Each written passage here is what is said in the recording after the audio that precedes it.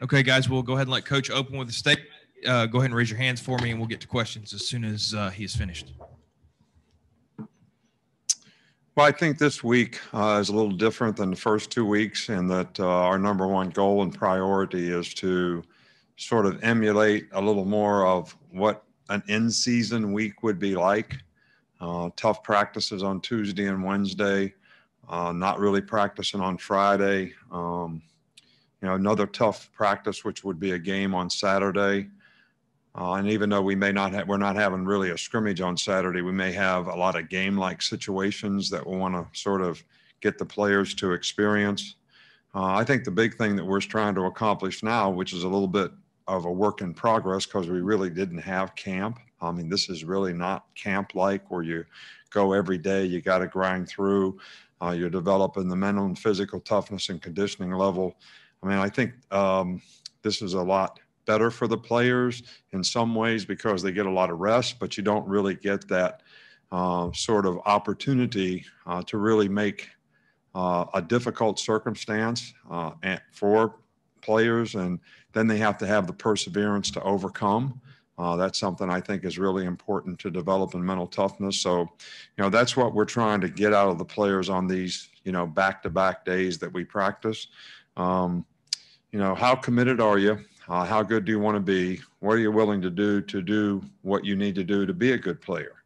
And the focus needs to be on the things that are going to help you perform and accomplish the goals that you want to accomplish, not necessarily on the outcomes. And that's something that, success is determined by consistency and performance, and having an ability to focus on every play and understand the importance that you never know when the play that you're going to have an opportunity to make, whether it's a pass to catch or a play to make on defense, a fumble to recover. You never know when that's happening. So if you're not playing all out and focused on every play, then you're not going to have a chance to make those plays when they come up. And in circumstances like this, the kind of heat that we've had, even though we're not practicing every day, that's something that the players really have to be able to push themselves through. So, obviously, we're trying to get everybody reps like it's camp so that we can develop more and more players to develop depth on our team.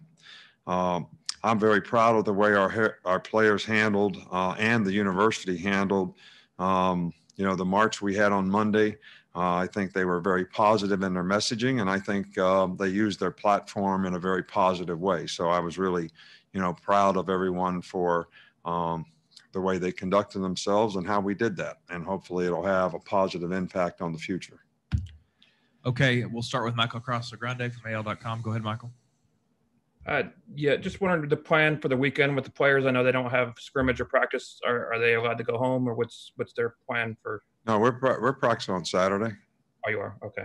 Yeah, we're going to have a walkthrough on Friday and practice on Saturday. I just sort of mentioned that we would have some kind of a practice on Saturday, even though it's not necessarily a scrimmage. There would be a lot of game-like situations that we would try to practice in this practice on Saturday. Okay, I'm sorry. We'll come back to you. We'll go to Charlie Potter next. Just wanted to ask you about Carl Tucker and just what he's added to your tight end room, given his experience from North Carolina. Yeah, Carl's done a really good job. I think, he's a very good blocker. He's got some explosive power. He plays with a lot of toughness. He's a good receiver. He's got good hands. He's a smart guy. I think his experience has helped him adapt very quickly to the offense. And I certainly think that he's going to contribute to our team in a very positive way this year. Go ahead and unmute Jared. Hey, Coach. This is Jared at NBC 13. There seemed to be some conflicts on social media, saying that people may have had a problem with you leading a march on campus compared to you leading your team out of the tunnel. What's your reaction to that? I didn't really understand the question. Mike too low. Social media's opposition to the marches, which.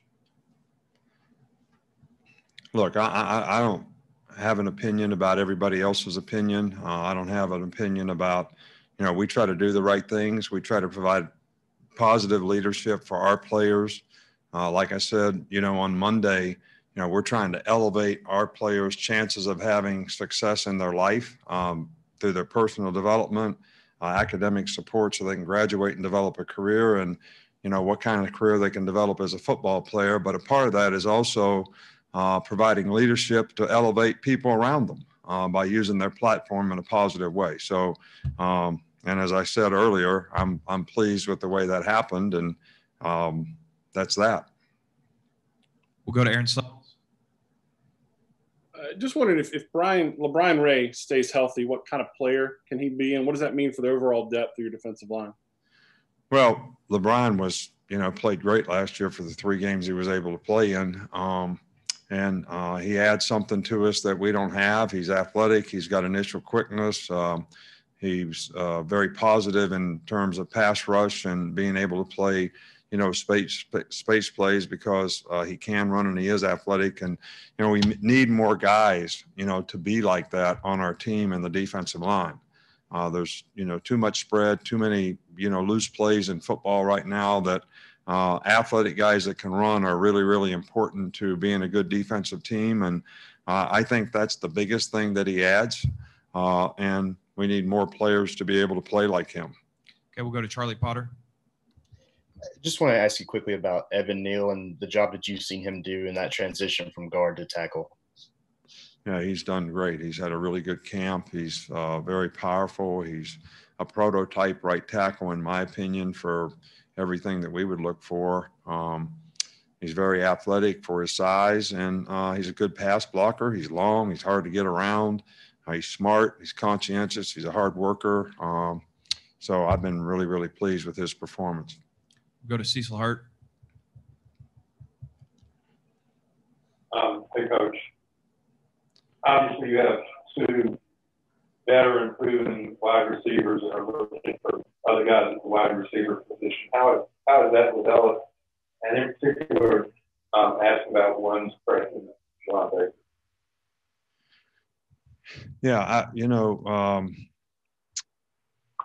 I think we have several receivers that are doing a nice job. Obviously, we lost 2 great players. We have 2 great players coming back, and those 2 guys are both playing like great players.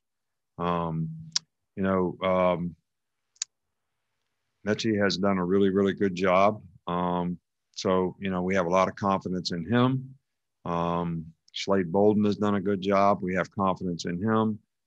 So those are sort of the experienced guys. And then, these freshmen, Javon Baker has shown promise. I think they all have. I just think they need to develop consistency and A, knowing what to do, and B, going out there and playing with confidence. And, so far, Baker's had the most continuity.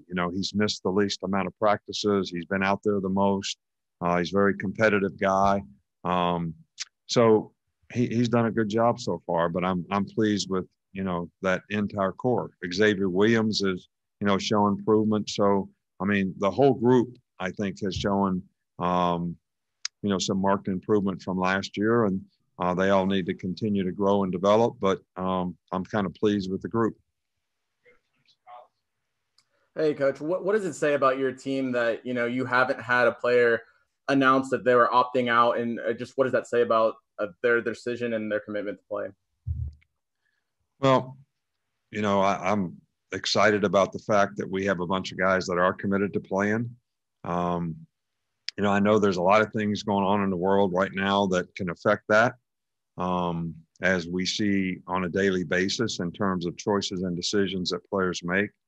But I think it's important that, once you make a commitment to doing something, that, it creates more value for you if you do it the right way. And you focus on what you need to do to be the best player that you can be and control the things that you can control. And I think everybody on our team can create value for themselves by playing. We're going to play a lot of good competition, playing all SEC games this year. We have a chance to have a pretty good team. But, there's going to be a lot of variables that we have to overcome this year relative to the circumstances that we're in. So I'm excited about the fact that the players are committed and I am hopeful that everybody will stay very much committed. I have no reason to think that they won't, but it's a changing time right now in terms of how people get affected by various things. But our guys have been really, really good about it, and I've really enjoyed the fact that once these guys made a decision to try to play and try to accomplish something, they've all stayed pretty much committed to it. Chris Walsh and then Mike Roda. Yeah, you just kind of touched on this, but I'm wondering, midway through camp, what have you really learned about this team, or is it kind of too early for a team's personality to start to come together? Well, I really can't say. You know, there's so many variables, you know, right now. Young players that need to mature into roles, new leaders, new people playing new positions. We just haven't had enough continuity in practice, I think, for that to develop yet. It is developing, and I'm not disappointed in the way it's developing. I just think it's, you know, too early to call. And with the circumstances being as they are, and the unknowns, and doing things differently, like we've had to do things. It's different for players, it's different for coaches, it's different for everyone. We may not know until we play. So I don't know if I'll be able to answer that question until we play. Okay, go ahead, Mike. We'll finish up with you. Nick, you've spoken in the past about how much what happened at Kent State 50 years ago affected you when you were young. Just how much might have that influenced you to take part in this moment in history this week? Look, I wanted to be supportive of our players.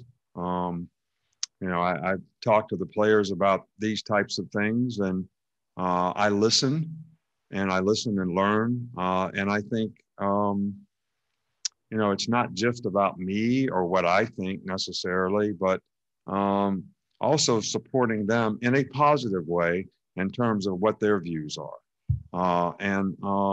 You know, the concepts that they support, I don't think they've ever come out and said they support any organization, good, bad, or indifferent. They support concepts of things that can be done in the future.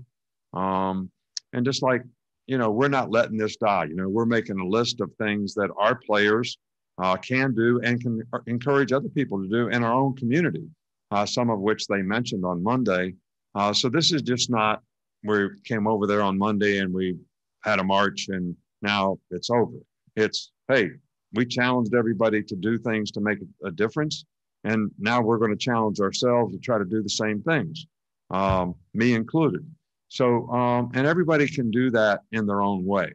And that's why I'm not judging anybody else, but I do support our players in their thoughts and what's important to them, and want to make sure that they express it in a very positive way.